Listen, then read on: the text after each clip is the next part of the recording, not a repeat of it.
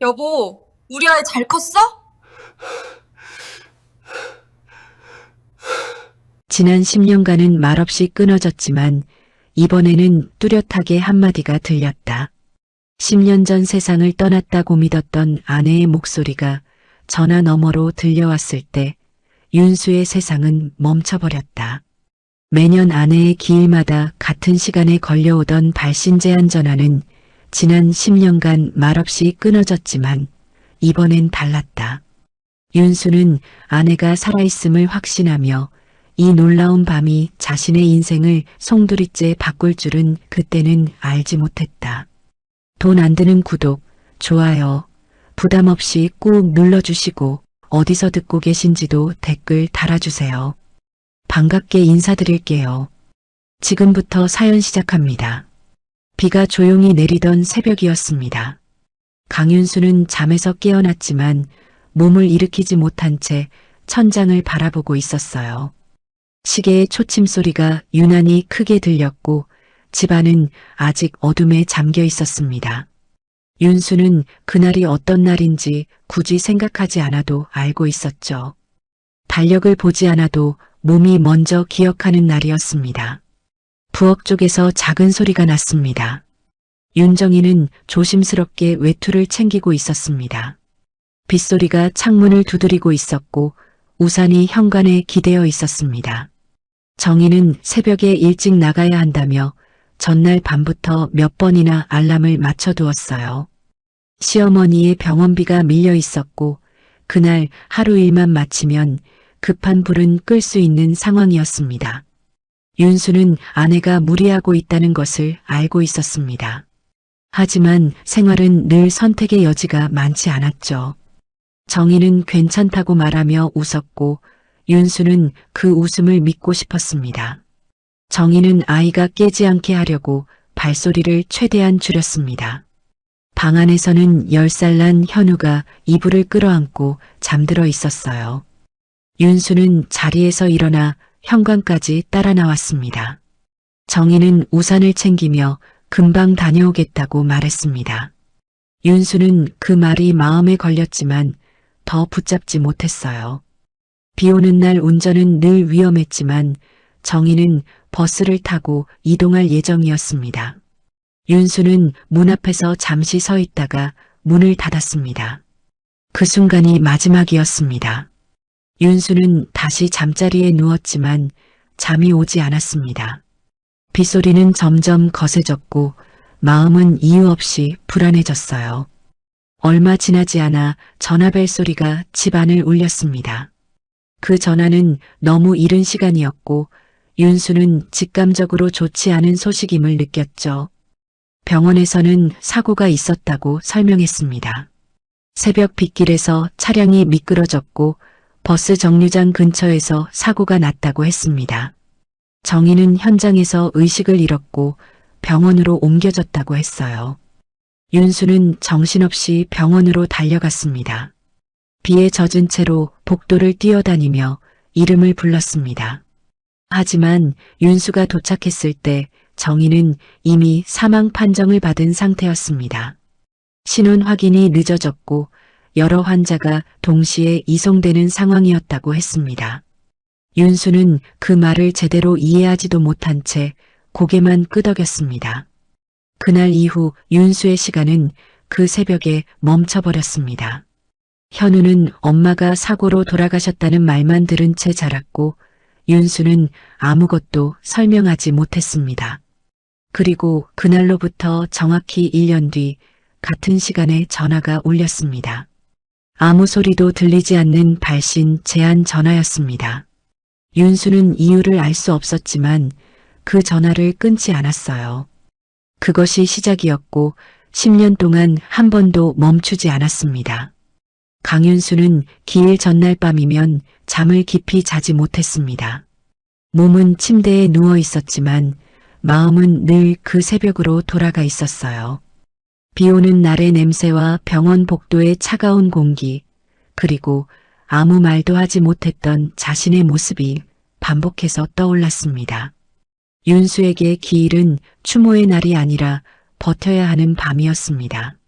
그 밤을 지나야만 다시 평범한 하루가 시작될 수 있었기 때문이죠. 기일이 되면 윤수는 일부러 집안의 불을 하나씩 끄곤 했습니다. 밝은 불빛이 켜져 있으면 마음이 더 불안해졌기 때문입니다.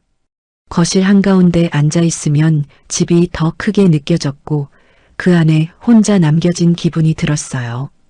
아들 현우는 그날만 되면 늦게 귀가하거나 친구 집에서 자고 온다고 말하곤 했습니다. 현우도 아버지의 표정을 굳이 마주하고 싶지 않았던 것입니다. 윤수는 전화기를 테이블 위에 올려두고 시간을 확인했습니다. 시계가 오후 9시를 지나고 분침이 조금씩 움직일 때마다 숨이 가빠졌습니다. 그 전화는 늘 정확한 시간에 울렸습니다. 윤수는 그 시간을 외우고 있었고 심지어 몸이 먼저 반응할 정도였습니다. 10시가 가까워질수록 손에 땀이 맺혔습니다. 전화벨이 울렸습니다. 발신 제한이라는 표시가 화면에 떴습니다. 윤수는 늘 그랬듯 전화를 받았습니다. 귀에 대고 숨을 고르며 기다렸습니다. 아무 소리도 들리지 않았습니다. 윤수는 익숙한 침묵 속에서 전화가 끊어지기를 기다렸습니다. 늘 그렇듯 몇 초 뒤 끊어질 거라고 생각했어요. 그 순간까지도 윤수는 아무 변화도 기대하지 않았습니다. 그것이 지난 10년 동안 이어져 온 방식이었기 때문입니다. 윤수는 이 전화를 기적이라 생각하지 않았고 다만 지나가지 않는 시간의 일부로 받아들이고 있었습니다. 그런데 그날은 달랐습니다. 평소보다 전화가 조금 더 길게 이어졌습니다. 윤수는 순간 귀를 의심했습니다. 아주 미세한 소리였지만 분명 숨을 들이마시는 소리가 들렸습니다. 기계음이 아닌 사람의 숨결이었습니다. 윤수의 손이 떨리기 시작했습니다. 전화기를 귀에서 떼지 못한 채 그대로 굳어 있었습니다. 그 소리는 분명히 살아있는 누군가의 것이었습니다. 윤수는 숨을 죽이고 가만히 귀를 기울였습니다. 그 짧은 시간 동안 머릿속에는 수많은 생각이 스쳐 지나갔습니다. 곧이어 아주 희미한 음성이 들려왔습니다. 말이 또렷하지는 않았고 중간중간 끊어지는 듯 했습니다. 윤수는 그 음성을 듣는 순간 심장이 멎는 느낌을 받았습니다. 그 목소리는 낯설지 않았습니다. 사고 전날 밤 부엌에서 들었던 바로 그 음성과 닮아 있었습니다. 윤수는 무릎에 힘이 풀려 그대로 주저앉았습니다. 전화는 그 상태로 갑자기 끊어졌습니다. 집안은 다시 완전한 침묵에 잠겼습니다. 윤수는 한동안 자리에서 일어나지 못했습니다. 눈앞이 흐려지고 숨이 가빠졌습니다. 윤수는 장난 전화일 수 있다고 스스로를 다독했습니다. 우연일 수도 있다고 여러 번 되뇌었습니다. 하지만 마음 한쪽에서는 이미 부정할 수 없는 확신이 자리 잡고 있었습니다. 그 목소리는 흉내낼 수 있는 것이 아니었습니다. 10년 동안 단 한 번도 흐릿해진 적이 없는 기억의 소리였습니다. 윤수는 그날 밤 처음으로 전화를 기다리는 사람이 아니라 전화를 쫓는 사람이 되었습니다. 침묵을 견디던 시간은 끝났습니다. 윤수의 멈춰있던 시간이 아주 조금 흔들리기 시작했습니다. 강윤수는 다음날 아침 평소보다 일찍 눈을 떴습니다. 밤새 거의 잠을 이루지 못했지만 몸은 이상하게 또렷했습니다. 머릿속에는 어젯밤 들었던 숨소리와 희미한 음성이 계속 맴돌고 있었어요. 윤수는 그 소리를 꿈으로 넘기지 않겠다고 마음먹었습니다. 확인하지 않으면 이 상태로는 하루도 제대로 살 수 없을 것 같았기 때문이죠. 윤수는 오래된 서랍을 열었습니다. 그 안에는 정희의 사고 이후 한 번도 다시 꺼내보지 않았던 서류들이 들어 있었습니다. 사망진단서와 교통사고 확인서, 병원 기록 사본이 차곡차곡 정리되어 있었습니다. 윤수는 서류를 하나씩 꺼내 식탁 위에 펼쳤습니다. 종이에서 오래된 먼지 냄새가 났습니다. 사고 일시는 새벽 5시 조금 전으로 기록되어 있었습니다. 장소는 집에서 2정거장 떨어진 버스 정류장 인근이었습니다. 빗길 미끄러짐이라는 문구가 사고 원인으로 적혀 있었습니다.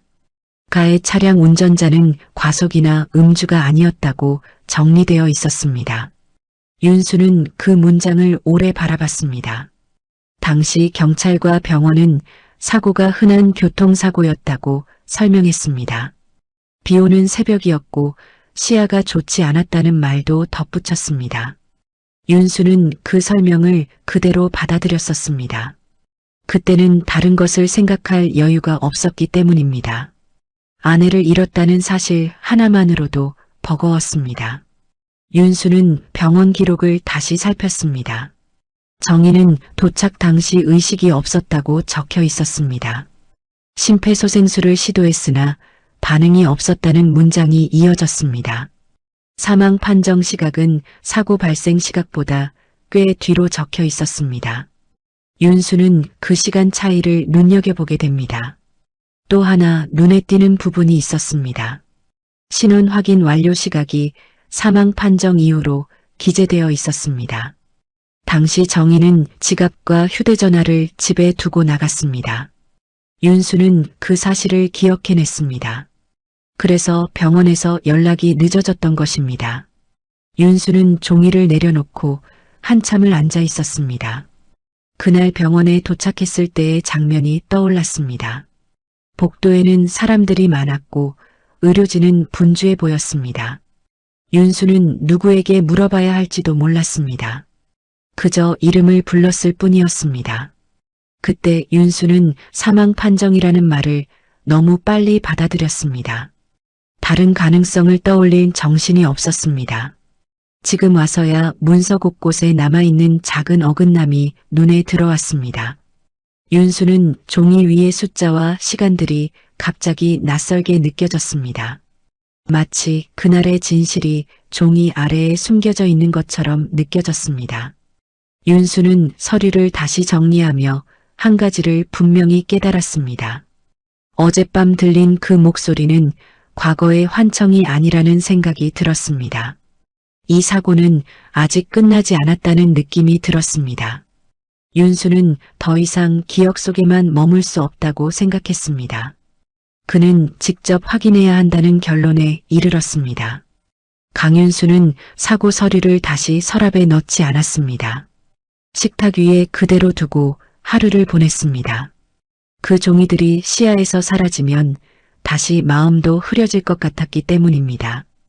윤수는 메모지에 사고 당시 병원 이름을 적어두었습니다. 그 병원은 지금도 같은 자리에 남아있는지조차 확신할 수 없었습니다. 윤수는 다음 날 아침 그 병원이 있던 쪽으로 향했습니다. 비가 내리지는 않았지만 하늘은 흐려 있었어요. 10년 전 그 새벽과 비슷한 공기가 느껴졌습니다. 윤수는 버스 창가에 앉아 창밖을 오래 바라봤습니다. 정희가 사고를 당했을 시간대의 풍경을 떠올려 보려 애썼습니다. 버스에서 내려 골목을 따라 걷자 낯선 건물이 눈에 들어왔습니다. 예전 병원이 있던 자리는 요양병원으로 바뀌어 있었습니다. 간판의 이름도 달라져 있었습니다. 윤수는 잠시 망설이다가 안으로 들어갔습니다. 돌아서기에는 이미 너무 멀리 와 있었기 때문입니다. 접수대에는 젊은 직원이 앉아 있었습니다. 윤수는 예전에 이곳이 어떤 병원이었는지 물었습니다. 직원은 오래전부터 요양병원으로 운영되어 왔다고 답했습니다. 윤수는 사고가 있었던 시기를 말하며 기록이 남아있는지 조심스럽게 물었습니다. 직원은 담당 사회복지사에게 연결해주겠다고 말했습니다. 잠시 후 박서연이 윤수를 맞이했습니다. 서연은 윤수의 이야기를 차분히 들었습니다. 윤수는 아내의 사고와 매년 걸려오던 전화에 대해 설명했습니다. 서연은 즉각적인 반응을 보이지 않고 기록을 확인하겠다고 했습니다. 윤수는 그 침착함이 오히려 마음을 불안하게 만들었습니다. 서연은 오래된 환자 기록 보관실로 윤수를 안내했습니다. 기록은 종이와 전산 자료가 섞여 보관되어 있었습니다. 서연은 특정 연도를 입력해 검색했습니다. 그중 한 이름 없는 환자 기록이 화면에 나타났습니다. 윤수는 그 기록에서 낯익은 날짜를 발견했습니다. 환자는 사고 당일 응급 이송으로 입원한 상태였습니다. 신원 미확인으로 임시번호가 부여되어 있었습니다. 며칠 뒤 다른 병원으로 전원되었다는 기록이 남아 있었습니다. 이후 가족이 나타나지 않아 요양병원으로 옮겨졌다고 적혀 있었습니다. 윤수는 손끝이 차가워지는 것을 느꼈습니다. 서연은 또 하나의 기록을 보여주었습니다. 환자는 매년 같은 날짜 같은 시간에 전화를 시도한 흔적이 있었습니다. 대부분 통화는 연결되지 않았거나 짧게 끝났습니다. 서연은 이 행동이 특이해서 따로 메모해 두었다고 설명했습니다.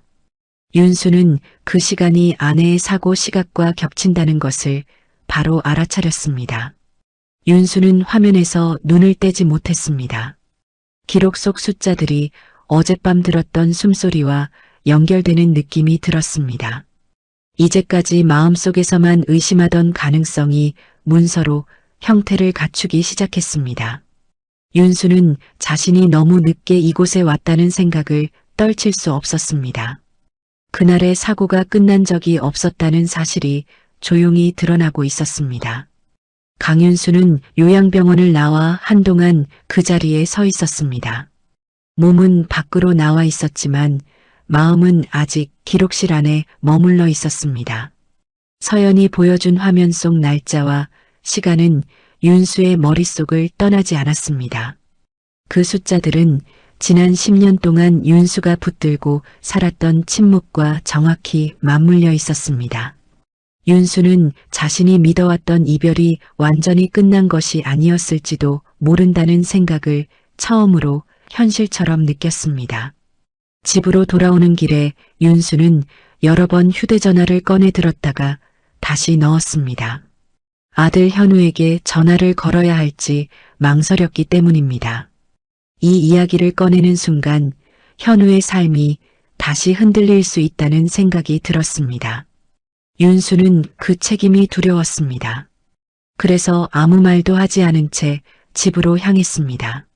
집안은 조용했습니다. 현우는 수업 때문에 늦는다고 메시지를 남겨두었습니다. 윤수는 부엌에 앉아 물 한 컵을 앞에 두고 한참을 바라봤습니다.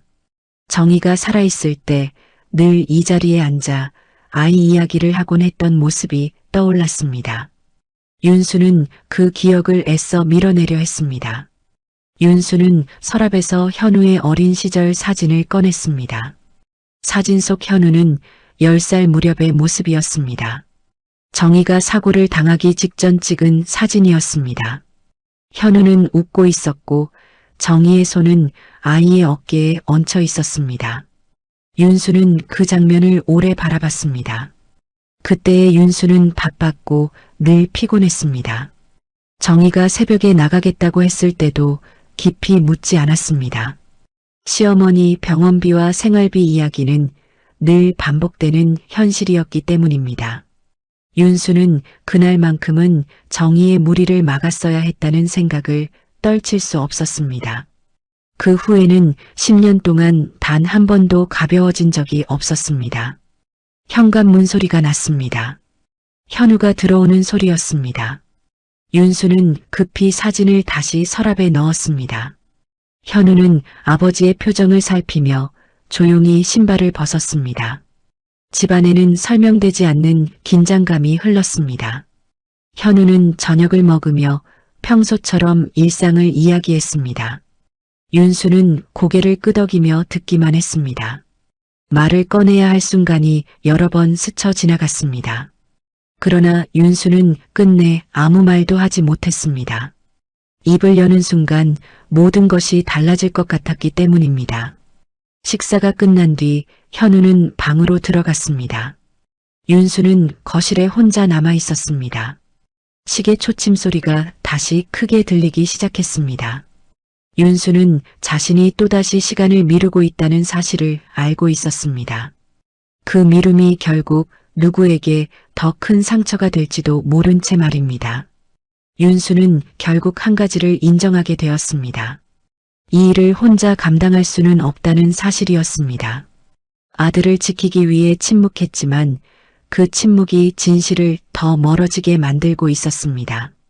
윤수는 언젠가는 이 이야기를 해야 한다는 것을 알고 있었습니다. 다만 그날이 오늘은 아니라고 스스로를 설득하며 밤을 맞이했습니다. 강윤수는 다시 요양병원을 찾았습니다. 이번에는 기록을 보기 위해서가 아니라 사람을 보기 위해서였습니다. 발걸음이 병원 입구에 가까워질수록 가슴이 조여오는 느낌이 들었습니다. 윤수는 스스로에게 여러 번 마음의 준비를 하려고 했지만 그 준비가 무엇인지조차 알 수 없었습니다. 문을 열고 들어서는 순간 공기부터 달랐습니다. 복도에는 낮은 소리로 흘러나오는 텔레비전 소리와 휠체어 바퀴가 스치는 소리가 섞여 있었습니다. 윤수는 천천히 걸으며 안내를 받았습니다. 박서연은 윤수의 표정을 살피며 말을 아꼈습니다. 윤수는 그 침묵이 오히려 감사하게 느껴졌습니다. 지금은 설명보다 숨을 고르는 시간이 필요했기 때문입니다. 병실 문 앞에서 윤수의 발걸음이 멈췄습니다. 문 안쪽에서는 누군가가 창밖을 바라보고 있었습니다. 윤수는 그 뒷모습만으로도 심장이 크게 뛰는 것을 느꼈습니다. 어깨선과 고개를 약간 기울인 자세가 너무도 익숙했습니다. 윤수는 순간 눈을 감았다가 다시 떴습니다.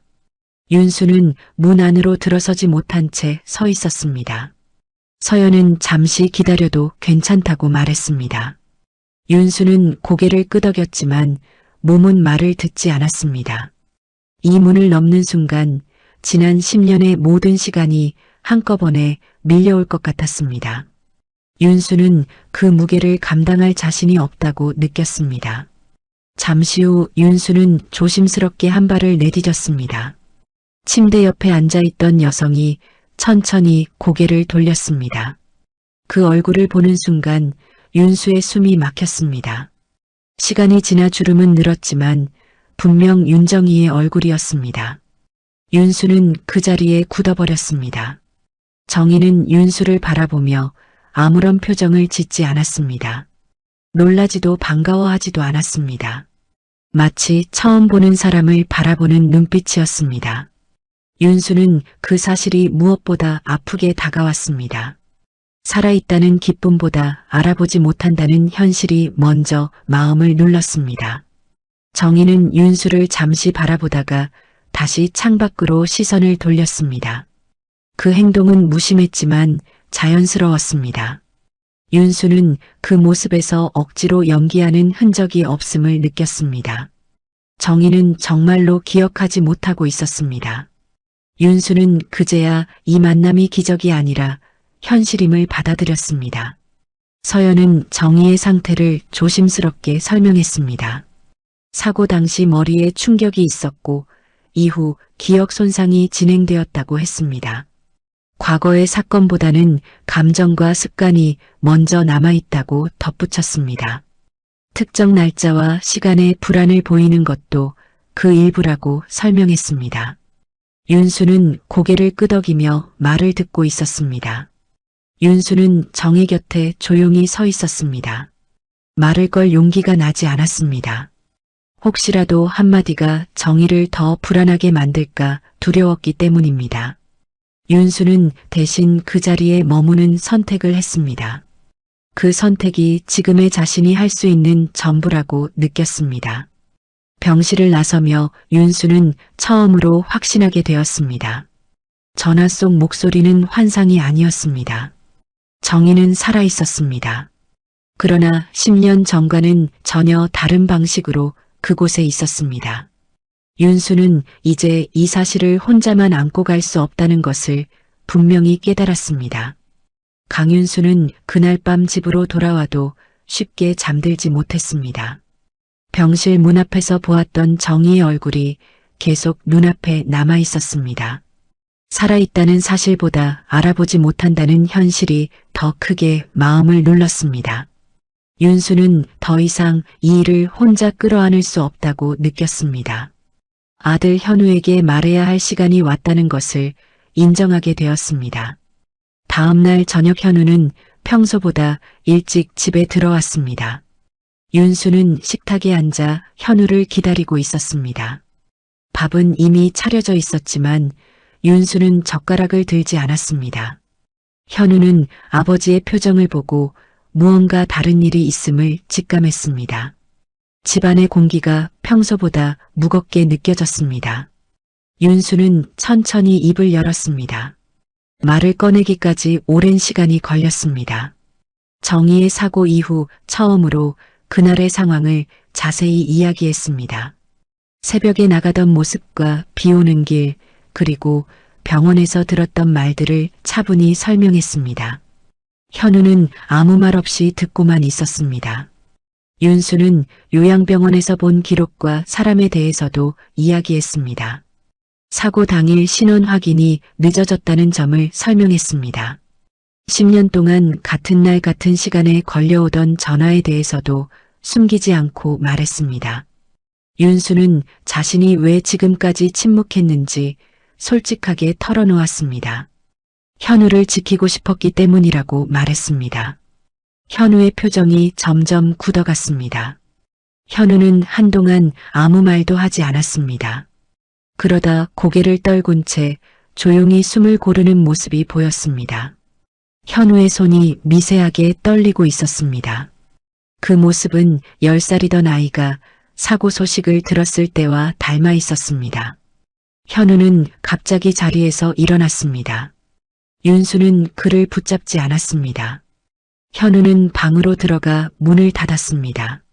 문이 닫히는 소리는 크지 않았지만 집안을 크게 울리는 것처럼 느껴졌습니다. 윤수는 그 자리에 그대로 앉아 있었습니다. 방 안에서 한참 동안 아무 소리도 들리지 않았습니다. 현우는 침대에 앉아 어릴 적 기억을 떠올리고 있었습니다. 엄마의 얼굴은 흐릿했고 냄새와 손의 감촉만 또렷하게 남아 있었습니다. 현우는 어머니가 다시 살아있을지도 모른다는 말을 쉽게 받아들일 수 없었습니다. 그 가능성은 희망이 아니라 또 다른 상처처럼 느껴졌습니다. 현우는 책상 서랍을 열어 오래된 상자를 꺼냈습니다. 그 안에는 어머니가 남긴 작은 메모와 사진 몇 장이 들어 있었습니다. 현우는 그 물건들을 한참 동안 바라봤습니다. 마음 한편에서는 부정하고 싶었지만 다른 한편에서는 확인하고 싶다는 마음이 고개를 들었습니다. 현우는 스스로가 갈라지고 있다는 느낌을 받았습니다. 윤수는 거실에서 밤이 깊어가는 것을 느꼈습니다. 아들이 문을 열고 나올지 알 수 없었습니다.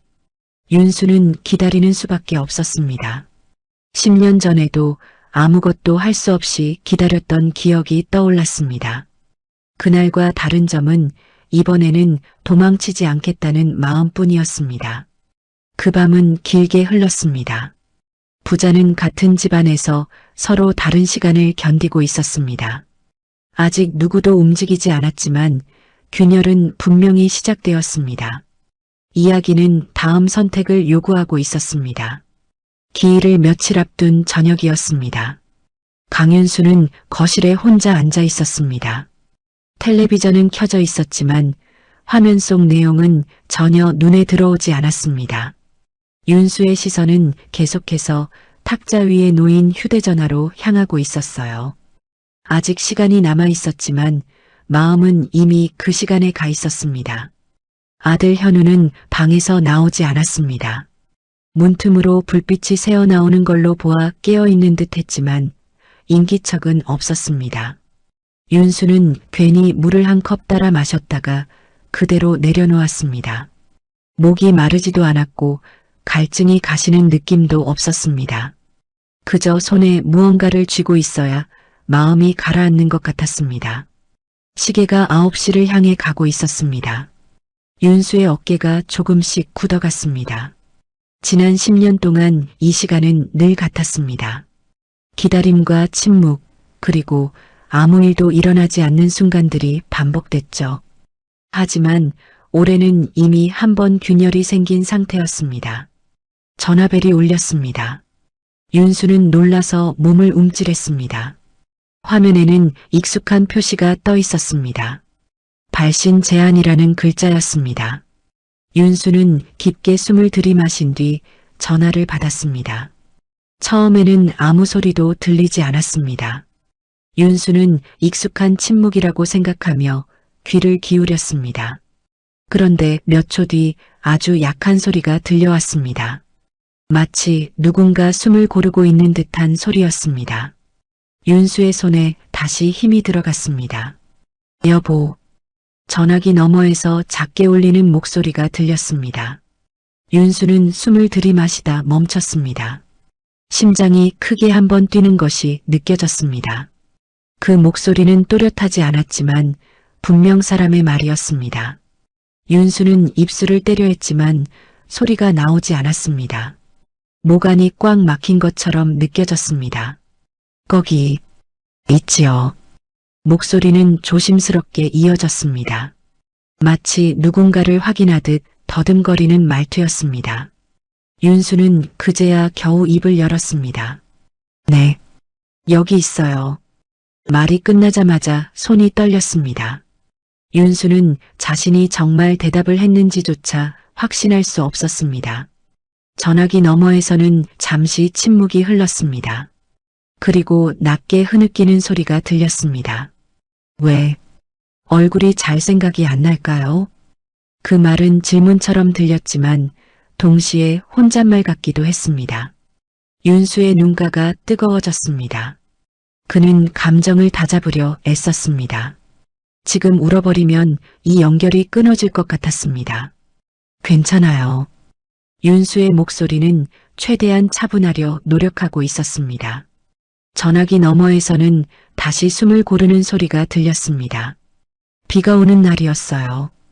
길이 어두웠고 무서웠어요. 그 말에 윤수의 등골이 서늘해졌습니다. 그것은 사고 기록에 적혀 있던 상황과 정확히 겹치는 말이었습니다. 윤수는 더 이상 이것이 우연일 수 없다는 걸 느꼈습니다. 이 전화는 과거에서 흘러나오는 신호가 아니라 지금 살아있는 사람의 기억이었습니다. 어디 계세요? 윤수가 조심스럽게 물었습니다. 그러나 그 질문에는 대답이 돌아오지 않았습니다. 전화기 너머에서 갑자기 소란스러운 소리가 들렸습니다. 누군가 다가오는 듯한 발소리와 낮은 목소리가 섞였습니다. 그리고 통화는 갑자기 끊어졌습니다. 윤수는 한동안 휴대전화를 귀에 댄 채 그대로 있었습니다. 통화 종료 화면이 떠 있었지만 손을 내리지 못했습니다. 몸이 굳은 것처럼 움직이지 않았습니다. 이번 전화는 이전과 달랐습니다. 침묵이 아니라 기억이 흘러나왔기 때문입니다. 그때 방문이 열리는 소리가 났습니다. 현우가 방에서 나와 거실에 서 있었습니다. 현우는 윤수의 얼굴을 보고 바로 무언가가 있었음을 알아차린 듯 했습니다. 또 전화였어요? 현우가 낮은 목소리로 물었습니다. 윤수는 고개를 끄덕였습니다. 이번엔 말을 했어요. 윤수의 목소리는 떨렸지만 피하지 않았습니다. 현우는 잠시 아무 말도 하지 않았습니다. 그러다 천천히 소파에 앉았습니다. 뭐라고 했어요? 그 질문에는 두려움과 확인하고 싶은 마음이 함께 섞여 있었습니다.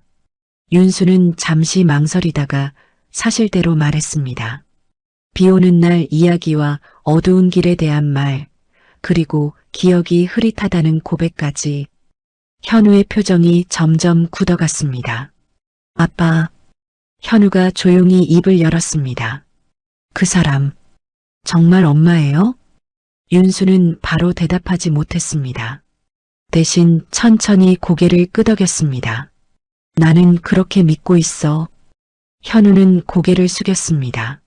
손을 꽉 쥐고 한참 동안 아무 말도 하지 않았습니다.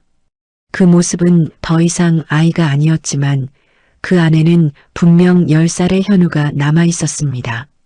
그날 밤 집안에는 오래된 시간과 새로 열린 시간이 함께 머물고 있었습니다. 전화 한 통은 끝났지만 선택해야 할 순간은 이제 막 시작되고 있었습니다. 다음 날 아침은 평소와 다르지 않게 시작되었습니다. 그러나 강윤수의 몸은 이미 집을 떠날 준비를 하고 있었습니다. 어젯밤 전화에서 흘러나온 말들이 머릿속을 떠나지 않았기 때문입니다. 비와 어둠, 무서웠다는 말은 사고 기록의 문장보다 더 생생하게 남아 있었습니다. 윤수는 오늘은 혼자가 아니라는 사실을 의식하고 있었습니다. 현우는 아침 식탁에 앉아 거의 말을 하지 않았습니다. 젓가락을 몇 번 들었다 내려놓았고 물을 마시다 멈추기도 했습니다. 윤수는 아들의 그런 모습을 굳이 재촉하지 않았습니다. 이 선택은 윤수가 강요할 수 있는 일이 아니었기 때문입니다. 결국 먼저 입을 연 것은 현우였습니다. 같이 가요. 현우의 목소리는 낮았지만 분명했습니다. 윤수는 그 말을 듣고 고개를 들었습니다. 아들의 눈에는 두려움과 결심이 동시에 담겨 있었습니다. 윤수는 아무 말 없이 고개를 끄덕였습니다. 요양병원으로 가는 길은 어제보다 더 길게 느껴졌습니다. 차 안에서는 라디오 소리만 조용히 흐르고 있었습니다. 윤수는 운전대를 잡은 손에 힘이 들어가는 것을 느꼈습니다. 현우는 창밖을 바라보고 있었지만 눈에 들어오는 것은 없었습니다. 두 사람은 같은 목적지를 향하고 있었지만 서로 다른 마음을 안고 있었습니다. 병원에 도착하자 어제와 같은 냄새와 소리가 윤수를 맞이했습니다. 현우는 그 공간이 낯설어 잠시 걸음을 멈췄습니다. 윤수는 아들의 어깨를 가볍게 짚었습니다. 그 손길은 조심스러웠고 강요하지 않겠다는 뜻이 담겨 있었습니다. 현우는 천천히 고개를 끄덕이며 발을 옮겼습니다. 병실 문 앞에서 두 사람은 잠시 멈췄습니다. 윤수는 문을 열기 전에 아들을 바라봤습니다. 지금 아니어도 괜찮다고 말하려다 멈췄습니다. 현우는 이미 문을 보고 있었기 때문입니다. 결국 윤수가 조용히 문을 열었습니다. 윤정이는 침대에 앉아 창밖을 바라보고 있었습니다. 아침 햇살이 얼굴 옆선을 비추고 있었습니다. 현우는 그 모습을 보는 순간 발걸음을 떼지 못했습니다. 사진 속에서만 보던 얼굴이 눈앞에 있었기 때문입니다. 시간이 흐른 흔적은 있었지만 분명 어머니의 얼굴이었습니다. 정희는 고개를 돌려 두 사람을 바라봤습니다. 윤수를 잠시 보고는 시선을 옮겨 현우를 바라봤습니다. 그 눈빛에는 낯섦과 궁금함이 섞여 있었습니다. 처음 보는 얼굴인데요. 정희의 말은 조심스러웠습니다. 현우의 숨이 잠시 멈췄습니다. 그 말은 예상했던 것이었지만 막상 듣자 마음이 크게 흔들렸습니다. 윤수는 아들의 옆에서 아무 말도 하지 않았습니다. 지금은 아버지가 끼어들 순간이 아니라고 느꼈기 때문입니다. 현우는 한 걸음 앞으로 나섰습니다. 저는 현우예요. 현우의 목소리는 떨렸지만 도망치지 않았습니다. 엄마 아들이에요. 그 말이 끝나자 병실 안이 조용해졌습니다. 정희는 잠시 현우를 바라보다가 고개를 갸웃했습니다. 아들이 있었나요? 그 질문은 가볍게 던진 말이었지만 현우에게는 무거웠습니다. 현우는 입술을 깨물며 고개를 끄덕였습니다. 윤수는 그 모습을 지켜보며 마음이 무너지는 느낌을 받았습니다. 아들이 10살에 멈춰있던 시간을 다시 지나고 있다는 생각이 들었습니다. 정희는 현우의 얼굴을 유심히 바라보다가 손을 조금 들어 올렸습니다. 근데 이상하네요. 왜 이렇게 마음이 아플까요? 그 말에 현우의 눈이 흔들렸습니다. 그는 더 이상 말을 잇지 못했습니다. 대신 천천히 고개를 숙였습니다. 정희는 이유를 알 수 없는 감정에 당황한 표정을 지었습니다. 윤수는 그제야 입을 열었습니다. 괜찮아요. 지금은 그냥 이렇게 있는 것만으로도 충분해요. 그 말은 정희에게도 현우에게도 하는 말이었습니다. 병실 안에는 완전한 이해도 완전한 회복도 없었습니다. 그러나 세 사람은 같은 공간에 머물고 있었습니다. 그 사실만으로도 이전과는 다른 시간이 흐르고 있었습니다. 현우는 처음으로 도망치지 않았고 윤수는 처음으로 혼자가 아니었습니다. 이 만남은 끝이 아니라 시작에 가까웠습니다. 병실을 나온 뒤 세 사람은 각자 다른 표정으로 같은 복도를 걸어 나왔습니다. 현우는 고개를 숙인 채 아무 말도 하지 않았고 윤수는 아들의 걸음에 맞춰 천천히 움직였습니다. 정희는 다시 창가 쪽으로 돌아가 앉아 있었고 그 뒷모습은 처음 만났을 때와 다르지 않았습니다. 윤수는 병실 문이 닫히는 소리를 들으며 숨을 길게 내쉬었습니다. 마주한 현실은 상상했던 기적과는 전혀 다른 모습이었습니다. 박서연은 두 사람을 조용한 상담실로 안내했습니다. 문을 닫자 병원의 소음이 한결 멀어졌습니다. 서연은 잠시 망설이다가 서류 한 묶음을 꺼냈습니다. 윤수는 그 종이를 보는 순간 이 이야기가 아직 끝나지 않았다는 것을 직감했습니다. 현우는 의자에 앉아 두 손을 무릎 위에 올린 채 서연을 바라봤습니다. 서연은 사고 당시의 행정 기록을 하나씩 설명하기 시작했습니다. 정희는 사고 직후 다른 중상자들과 함께 동시에 이송되었다고 했습니다. 비슷한 연령대의 환자가 여럿 있었고 신원 확인이 지연되었다고 했습니다. 그 과정에서 사망 판정이 다른 환자와 뒤바뀌어 처리되었을 가능성이 높다고 설명했습니다. 윤수는 그 말을 듣는 순간 머리가 멍해졌습니다. 그럼 윤수의 목소리가 잠시 흔들렸습니다. 그때 이미 살아있었는데도 서연은 고개를 끄덕였습니다. 의식은 희미했지만 기록상 반응이 남아있습니다. 현우는 그 말을 듣고 얼굴이 굳어졌습니다. 그동안 어머니가 그 자리에서 바로 떠났다고 믿어왔기 때문입니다. 윤수는 손으로 얼굴을 가리며 한참 동안 말을 잇지 못했습니다. 그날 병원 복도에서 들었던 설명이 떠올랐습니다.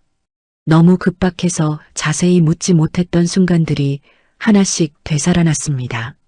서연은 정희가 이후 다른 병원으로 전원된 과정을 설명했습니다. 가족을 찾지 못해 임시 환자 상태로 남겨졌고 행정정정은 이루어지지 않았다고 했습니다.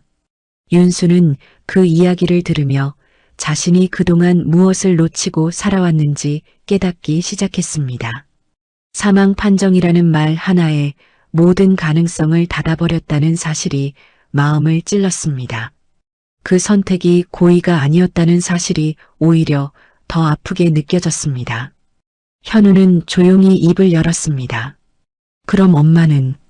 말을 잇지 못한 채 고개를 숙였습니다. 윤수는 아들의 어깨를 가볍게 잡았습니다. 그 손길에는 사과와 위로가 함께 담겨 있었습니다. 서연은 정희가 왜 매년 같은 시간에 전화를 걸었는지에 대해서도 설명했습니다. 사고 시각이 되면 불안 반응이 심해졌고 누군가를 찾아야 한다는 충동을 보였다고 했습니다. 그 행동은 기억이 아니라 몸에 남은 감정의 반응에 가까웠습니다. 윤수는 그 설명을 들으며 지난 10년의 전화가 단순한 신호가 아니었음을 이해하게 되었습니다. 그 전화는 살아있다는 증거이자 도움을 요청하는 유일한 방식이었습니다. 윤수는 천천히 고개를 들었습니다. 지금이라도 우리가 할 수 있는 게 있겠죠. 그 말은 질문이었지만 결심에 가까웠습니다. 서연은 가족으로 다시 연결되는 절차와 필요한 준비를 설명했습니다. 정희의 기억이 완전히 돌아오지 않을 가능성도 함께 이야기했습니다. 윤수는 그 말을 듣고도 고개를 끄덕였습니다. 예전으로 돌아갈 수 없다는 사실은 이미 받아들이고 있었기 때문입니다. 중요한 것은 지금부터의 시간이었습니다. 상담실을 나서며 현우는 한동안 말을 하지 않았습니다. 병원 입구에 다다랐을 때 현우가 멈춰 섰습니다. 아빠. 현우의 목소리는 낮았지만 분명했습니다. 이번에는 도망가지 않을게요. 윤수는 그 말을 듣고 처음으로 눈시울이 붉어졌습니다. 10년 전에는 아무것도 지켜주지 못했다고 생각했지만 지금은 달랐습니다. 세 사람의 시간은 너무 늦게 다시 이어졌지만 완전히 사라지지는 않았습니다. 병원 밖으로 나오는 순간 햇빛이 바닥에 길게 드리워져 있었습니다. 그 빛은 아직 조심스러웠지만 분명히 앞으로 향하고 있었습니다. 요양병원을 나온 뒤 윤수와 현우는 한동안 말없이 걸었습니다. 차에 올라타서도 엔진 소리만 흐를 뿐 대화는 이어지지 않았습니다. 윤수는 운전대를 잡은 채 앞만 바라보고 있었고 현우는 창밖으로 지나가는 건물들을 멍하니 보고 있었습니다. 방금 들은 이야기들이 쉽게 정리되지 않았기 때문입니다. 두 사람 모두 마음속에서 무언가를 정리하는 시간이 필요했습니다. 집에 도착하자 해가 조금 기울어 있었습니다. 윤수는 신발을 벗으며 깊은 숨을 내쉬었습니다. 현우는 가방을 내려놓고 거실 한가운데에 서 있었습니다. 그 자리는 예전에 어머니가 앉아있던 자리이기도 했습니다.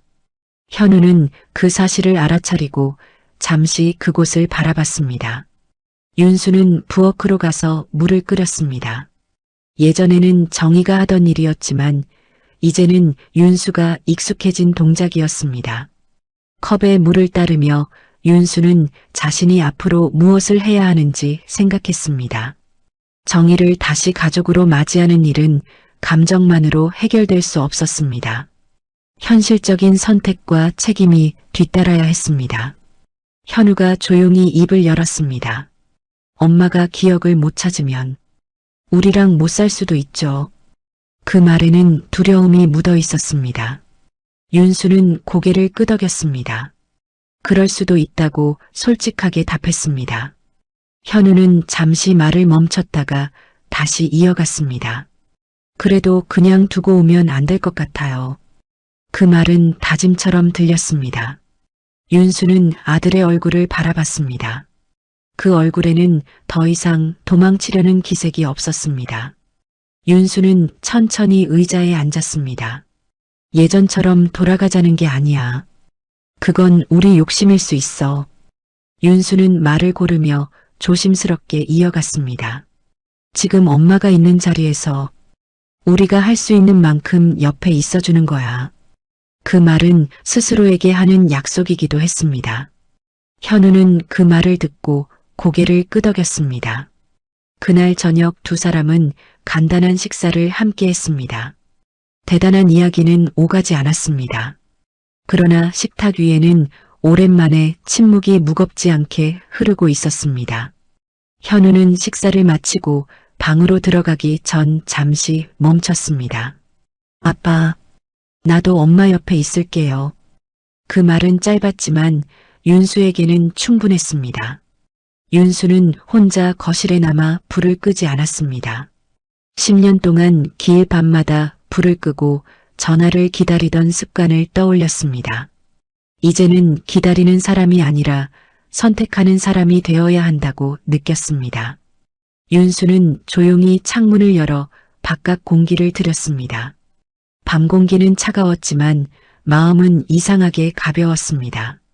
시간은 되돌릴 수 없지만 앞으로의 시간은 남아 있었습니다. 윤수는 그 시간을 어떻게 채울지 처음으로 생각하기 시작했습니다. 길 밤이 다시 찾아왔습니다. 강윤수는 그날이 어떤 날인지 굳이 확인하지 않아도 알고 있었습니다. 몸이 먼저 기억하는 날이었고 마음이 먼저 긴장하는 시간이었습니다. 그러나 이전과는 달리 윤수는 집안에 불을 끄지 않았습니다. 거실에는 은은한 불빛이 켜져 있었습니다. 탁자 위에는 여전히 휴대전화가 놓여 있었습니다. 10년 동안 같은 자리에 두고 같은 시간에 바라보던 물건이었습니다. 윤수는 그 전화기를 집어들었다가 다시 내려놓았습니다. 기다려야 할 것 같으면서도 더는 기다리지 않아도 된다는 생각이 함께 들었습니다.